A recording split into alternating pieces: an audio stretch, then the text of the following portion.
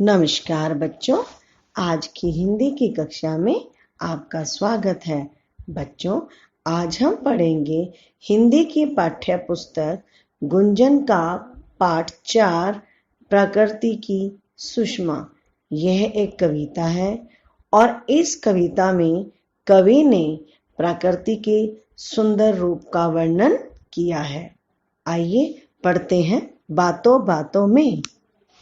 पेड़ पौधे, झरने, नदियाँ ये किसके अंग हैं?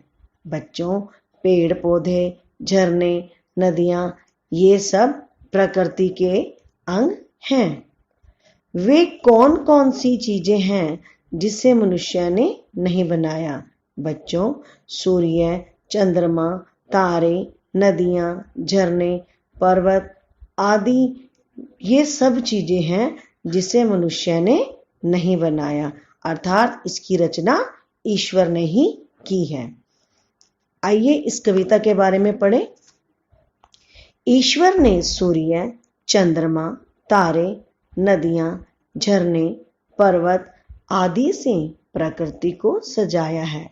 ये प्रकृति में तरह तरह के रंग भरते हैं। पक्षियों का कलरव मधुर लगता है। ये प्राकृतिक तत्व संसार को सुंदर रूप देते हैं। इस कविता में प्रकृति के इन तत्वों की चर्चा की गई है। आइए अब इस कविता का सास्वर उच्चारण करें। आसमान पर चमका सूरज, दूर हुआ अंधियारा, चंदा ने आकर नभ को दिया रूप एक न्यारा। झिलमिल झिलमिल तारे आए, चमकीले चमकीले, आसमान पर छाए देखो कितने नीले पीले। कवि प्रकृति का सुंदर वर्णन करते हुए कहते हैं कि आकाश में सूरज निकलने पर चारों ओर रोशनी ही रोशनी हो जाती है। इस तरह जब चांद निकलता है तो आसमान को एक नया रूप दे देता है। इस रूप में अनेक प्रकार के तारे भिन्न भिन्न रंग के, जैसे नीले, पीले आसमान में चमकते हुए दिखाई देते हैं। नदियां बहती, झरने झरते, रंग बिरंगे पुष्प हैं खिलते, विविध तरह के फल फूलों से प्रकृति के सुंदर रंग झलकते। कवि कहते हैं इस प्रकृति में नदियां हैं, झरने हैं, अलग अलग प्रकार के रंगों के फूल खिले हैं जो प्रकृति की सुंदरता को और बढ़ा देते हैं। चारों ओर लताएं छाई, वृक्ष झूमने वाले, ऊंचे ऊंचे पर्वत हैं आकाश चूमने वाले, चिड़ियों के सुमधुर कलरव से गूंज उठी है धरती, छाई रहती ऐसी सुषमा प्रकृति सदा ही हंसती।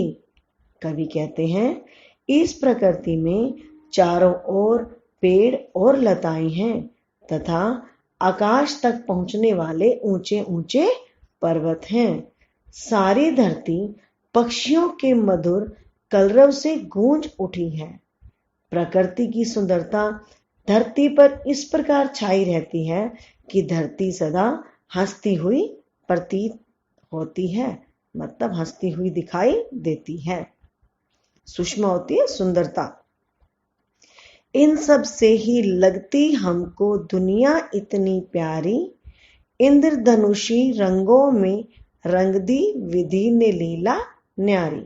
कवि कहते हैं सूर्य, चंद्र, तारे, नदी, पर्वत, फल फूल और पक्षी, इन सभी से ही यह दुनिया बहुत प्यारी लगती है। इंद्रधनुष पृथ्वी पर विभिन्न रूपों में दिखाई देते हैं।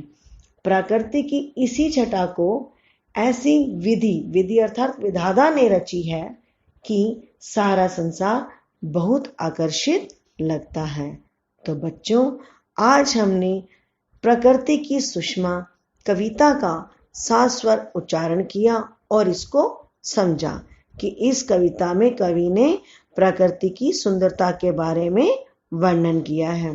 तो बच्चों, आपके पास मैं इसकी पीडीएफ फाइल भेज रही हूँ।